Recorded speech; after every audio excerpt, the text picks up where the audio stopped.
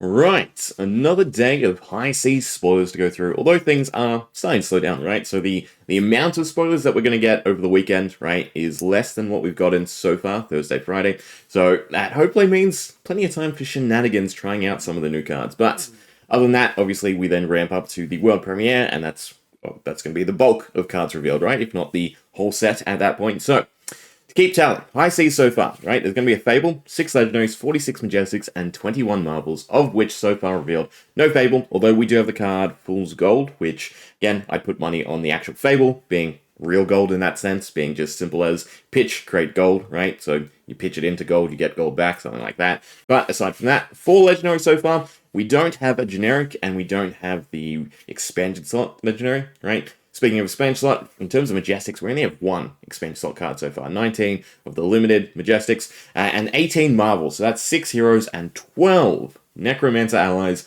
all maybe at 3 of, right? Or at least if you want the proper collector set, right? 3 of. So that's a lot to collect for Necro so far. And, who's to say that that's all, right? There's 3 left, which, I don't know. We go 1, again, reprinted hero, so that leaves 2. Another secret hero, maybe. But then again, we also have whatever's shifted to the actual treasure pack slot. In terms of Majestics, we did essentially Necromancer day 1 in terms of this latest batch of spoilers. Mech currently a little short on Ranger, only 3 so far, 4 Pirate and 2 generics. Left to see the big ones for me, 8 Amulets. So we have the 1 Majestic Amulet. I'm going to assume that, again, they're all equal. They're all going to be Majestic Amulets. So it makes sense in terms of the count, right? So in order to keep pull rates, hopefully, as level as they are, 9 Amulets, short printed, right, means that it should level out to previous sets more so, because we don't have the adult heroes at Majestic anymore, right? So that is an extra 3 cards in the set, so to speak. And then, of course, generic Legendary and the upright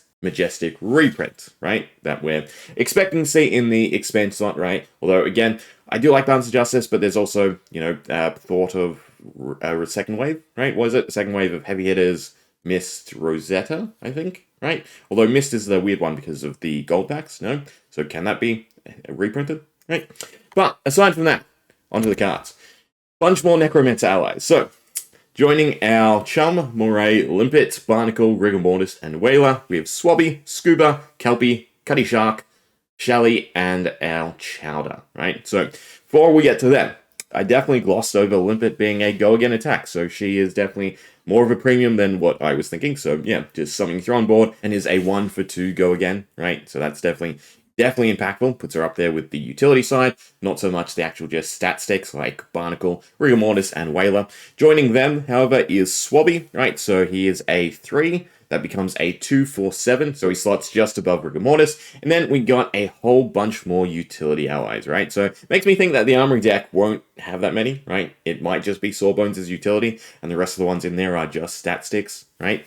But Scuba, the Salty Sea Dog. So it is a 0 cost and then a 3 for 4, but when this attacks, you may put a yellow card from a graveyard on the bottom of its owner's deck if you do create a gold token. So that is a nice big funnel of gold that you definitely want to set up, and your opponent obviously definitely wants to delete. So yeah, again, the whole idea that these are just straight stat value, right? So yes, they don't block. Necromancer might, by and large, be a bit rough on the block side, but you're getting a ton of extra life value from the plethora of allies, right? All of these can be run at 3 of. So, Kelpie, Tangled Mass, a 0, that becomes a 1 attack for 1, and then has a very unique ability. So, action, pay 1, tap. You get to tap a target hero or an ally and go again. So you can lock out one of the newer heroes, right, of their ability. You can lock out a rival Necromancer. So whether or not this has a huge range of interaction, right, will obviously continue to increase as we get sets and we continue with this tap mechanic, right? We don't know yet if things are going to be errated to incorporate tapping. It's a bit hard. Again, there's some heroes that it will work with, some heroes that obviously won't. So altogether, I'm going to assume it's just a high seas going forward thing, right? So yeah, Kelpie gets better as time progresses, but otherwise, just for limited play, definitely going to be quite nice to find. Cutty Shark, 1 cost, becomes a 1 for 3. Once per turn, action pay 1. Your next ally attack this turn gets +1, and it is not a tap, right? So you can use Cutty Shark to turn his into a 2 for 4, or obviously to combo with something else. But yeah, the fact that it is not a tap is definitely a very functional side of his ability. Shally, Hardened Traveler, a 2 that becomes a 3 for 4, and then instant tap the next attack action card you defend with this turn gets +1, so that is a nice little buff, right? Turns a 3 into a 4. So again, a lot of these to me just have really, really good unique effects on board that your opponent will want to clear, right? Because just once the value starts to amount, then it becomes really problematic, and Chowder is definitely in that sense as well. So he's instant, tap, gain 1 life, right? So when he comes out, again, you can tap him, and then on your opponent's turn, you could tap him again, and then tap every second turn in that sense going forward. So yeah, just a nice continuous life gain, or at least essentially blocking 3, right? Because your opponent's swinging to it, if not better, because again, wide versus tall. So if your opponent has to throw a big attack, bad value. If they throw a weapon, obviously it's good value for them. But yeah, overall just a strong utility effects. Now considerably backed up a bit more, especially in the sake of Whaler, right? Because Whaler being a 6 cost, so then swing for 6 is a bit rough. But we have a new Necromancer Majestic, and that is Give No Quarter, right? So the next 2 ally cards with Watery Grave you play this turn cost 3 less to play.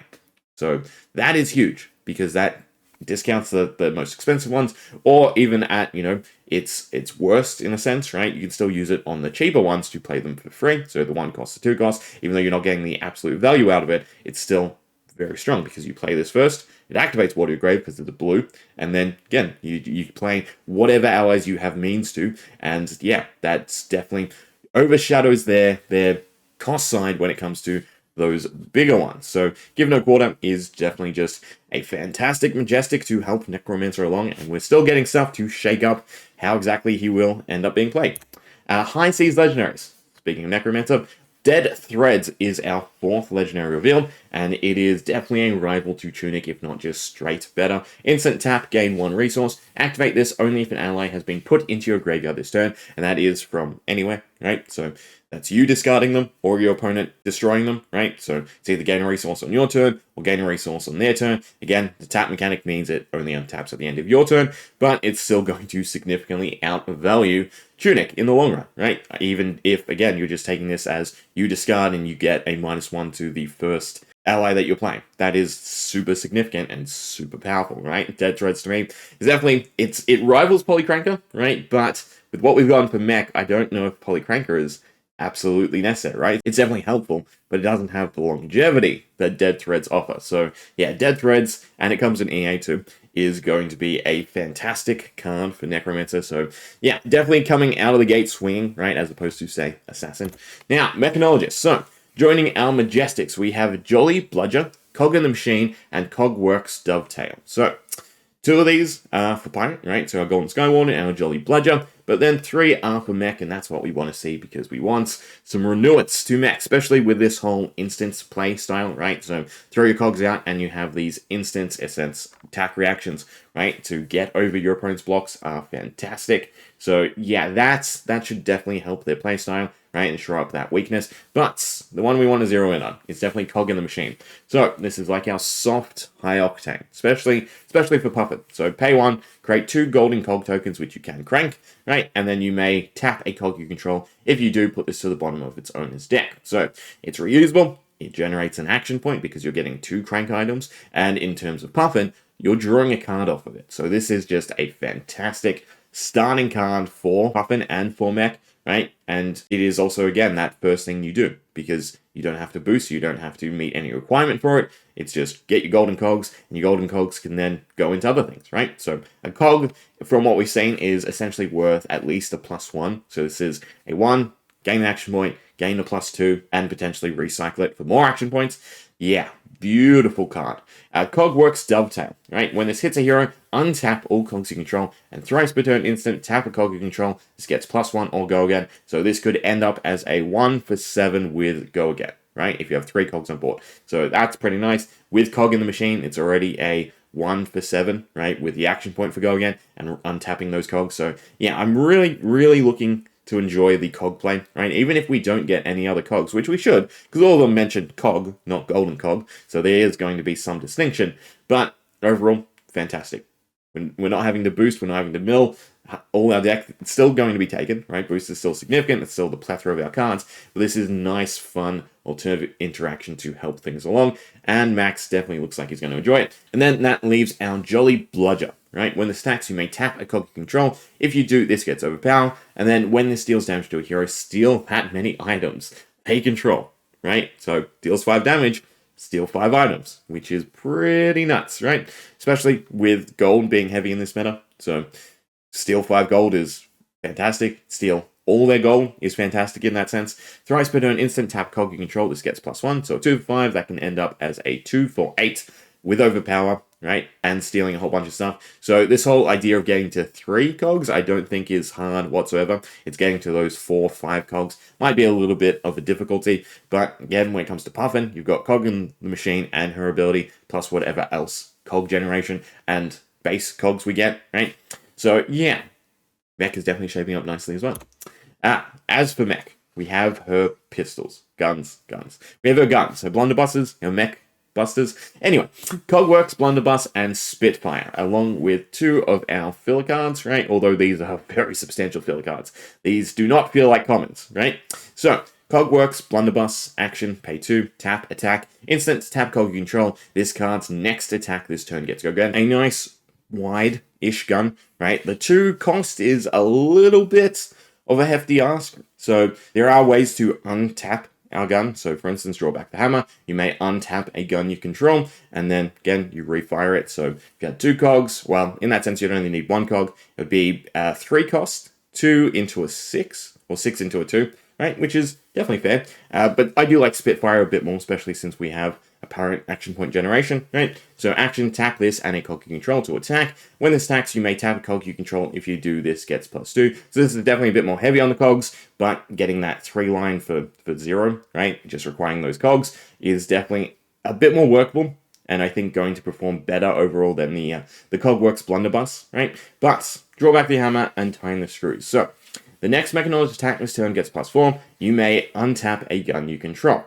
So this is a 1 for 4 that blocks for 2, but unlike the normal block for 2, it's not actually a 1 for 4. Essentially, it is a 1 for potentially 6 in the sake of, say, Spitfire. Granted, you need the cog, so count as a -1, so it's a 1 for 5, right? And then tighten the screws. Next Methanologist attack this turn gets +4, and you may untap a cog you control. Cog, so far, what we've seen, directly contributes to a +1, meaning that again, this is a 1 for 5 that blocks for 2. So that is just fantastic in terms of stat lines.